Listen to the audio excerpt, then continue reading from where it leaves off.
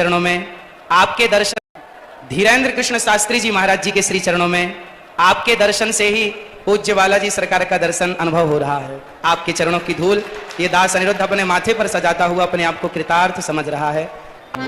जय गोपी चित चोर प्रभु, जय जय माखन चोर, जय जय माखन चोर। राधा मेरी मात है, पिता मेरे घनश्याम। इन दोनों के चरणों में मेरा कोटि कोटि प्रणाम, मेरा कोटि कोटि प्रणाम। आग लगी आकाश में बरस रहे अंगार, संत न होते जगत में तो जल जाता संसार, तो जल जाता संसार।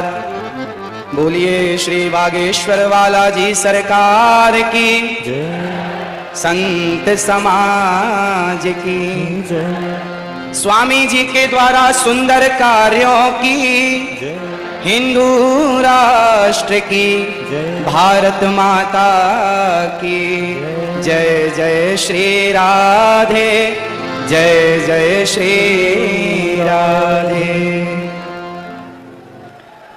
उपस्थित सभी भक्तजनों को जय श्रीमन नारायण, जय श्री कृष्णा। सभी माताओं बहनों बेटियों को, पिता तुल्य बुजुर्गों को, सबको जय श्रीमन नारायण।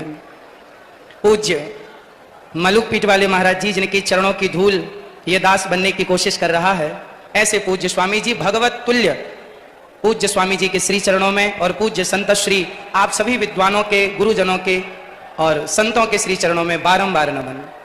पूज्य स्वामी श्री धीरेन्द्र कृष्ण शास्त्री जी महाराज जी के श्री चरणों में आपके दर्शन से ही पूज्य बालाजी सरकार का दर्शन अनुभव हो रहा है। आपके चरणों की धूल ये दास अनिरुद्ध अपने माथे पर सजाता हुआ अपने आप को कृतार्थ समझ रहा है। आपने इस दास को यहाँ बुलाकर, जैसे सुदामा को भगवान श्री कृष्ण ने गले से लगाकर सुदामा का मान बढ़ा दिया, ऐसे स्वामी जी ने दास को याद करके दास का मान बढ़ा दिया। आपके चरणों में बारंबार नमन, बारंबार नमन।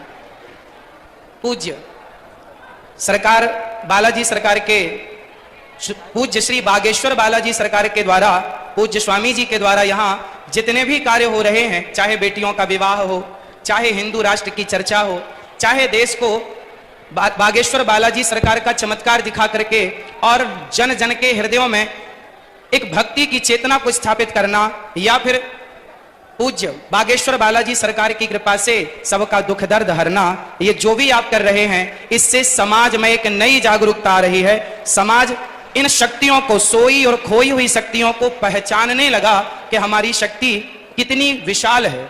और सनातन की संस्कृति की जो हमारी शक्तियां हैं, हनुमान जी जब लंका गए तो हनुमान जी से पूछा राम जी ने कि आप लंका चले गए, तो हनुमान जी ने कहा प्रभु मुद्रिका मेल मुख माही। हे प्रभु, ये मेरा कोई बल नहीं है, आपके नाम की जो मुद्रिका मेरे मुख में थी तो जलद ही लांग गए अचरज नाही। यदि भगवत कृपा से हनुमान जी छलांग लगा के सेतु को, समुद्र को पार कर सकते हैं, तो उन्हीं हनुमान जी की कृपा से पूज्य स्वामी जी यदि समाज को जोड़ रहे हैं, हिंदू राष्ट्र का सपना देख रहे हैं, तो ये भगवत कृपा ही है और ये संभव है। आप देखिए हिंदू क्या है, हिंदू किसे कहते हैं। आज विदेशी आते हैं, आकर हिंदू बन जाते हैं और राम नाम की जपते माला भक्ति में रम जाते हैं। धरा ये जिस पर घूम रही, हम उसी केंद्र के बिंदु हैं। गर्व से कहो हम हिंदू हैं, हम हिंदू हैं, हम हिंदू। सनातन धर्म क्या है, सनातन संस्कृति किसे कहते हैं, आज समझने की बात है। जब हमसे कोई पूछता है कि आप कितने भाई हैं, तो हम कहते हैं हम 2 भाई हैं, हम 3 भाई हैं, हम 4 भाई हैं, हम 5 भाई, या हम सिंगल हैं। हम ऐसा परिचय देते हैं। यदि आप कितने लोग चाहते हैं कि हिंदू राष्ट्र बनना जरूरी है, चाहते हैं, तो आज से अपना परिचय बदलिए। और कोई आपसे पूछे आप कितने भाई हैं, तो ये मत कहो कि हम 1 2 3 4 5 भाई हैं, ये कहो हम टोटल 4 भाई हैं। और 4 कौन कौन? ब्राह्मण, क्षत्रिय, वैश्य और शूद्र, हम चारों जब संगठित होंगे तब हिंदू राष्ट्र बन सकेगा। यदि हम संगठित नहीं हुए तो केवल सपने ही रह जाएंगे।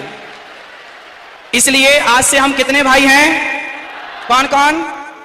ब्राह्मण, क्षत्रिय, वैश्य, शूद्र, ये चारों मिलकर जहां सुमति तहां संपत्ति नाना, जहां कुमति तहां विपत्ति निदाना।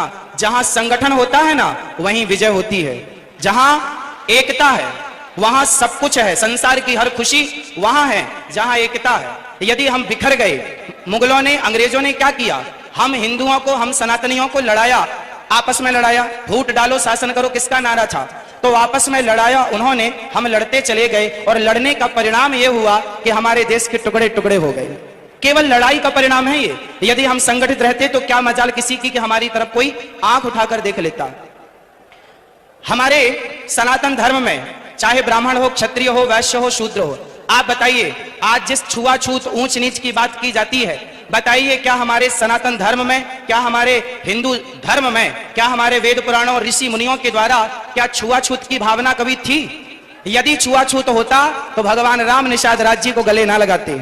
यदि छुआछूत होता तो भगवान राम माता शबरी के बेर ना खाते। इसका मतलब है भगवान और भक्त।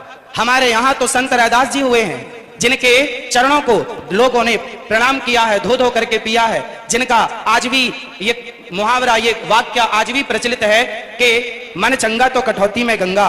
ऐसे महापुरुषों को हमने अपने हृदय में बिठाकर उनको पूजा है। यदि हमारे यहां जातवाद होता, ऊंच नीच होती, तो हम कभी भी ऐसे लोगों को इस रूप में स्वीकार ना करते। इसका मतलब हमारे देश में जातवाद था ही नहीं। ये जातवाद का जहर घोलकर सिर्फ सनातनियों को आपस में लड़ाने का षड्यंत्र किया गया और जिस षड्यंत्र की चपेट में हम सभी भारतीय आ गए। हमको लड़ाया गया, हमें गलत पढ़ाया गया। जैसे समझिएगा क्या क्या गलत पढ़ाया गया। हम लोगों को पढ़ाया गया कि हम जब पढ़ते थे ना तो हमें पढ़ाया जाता था गा गणेश का, गा से गणेश। आज पढ़ाया जाता है गा से गधा। जब गा से गधा पढ़ेंगे तो गधा ही होंगे, फिर गणेश वाली बुद्धि कहां से लाओगे? इसलिए अब एक वाक्य देखिए इतिहास से।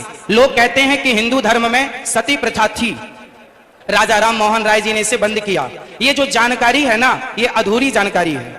हमारे देश में, हमारे वेदों में, पुराणों में, ऋषि मुनियों के द्वारा हमारी संस्कृति में कभी भी सती प्रथा नहीं थी। यदि थी तो वह किस रूप में थी वो समझने की जरूरत है। हमारे यहाँ ऐसा नहीं था कि पति मर गया तो उससे जबरदस्ती चिता में डाल दिया जाए, ऐसा नहीं था। ऐसा था कि पांडु जी की मृत्यु हुई तो माता माद्री उनके इच्छा से कि मैं अब जाऊंगी, और अपनी स्वेच्छा से उन्होंने सती होना स्वीकार किया। जबकि माता कुंती ने कहा कि ये 5 बच्चे हैं, माद्री माँ ने कहा कि आप इनका ख्याल रखो, तो माता कुंती अपनी इच्छा से रह गई और माता माद्री अपनी इच्छा से चली गई। यदि हमारे देश में सती प्रथा थी तो दशरथ जी के चले जाने पर माता कौशल्या सती क्यों नहीं हो गई? Angel broking is now angel one. पर क्यों? क्योंकि एवरीवन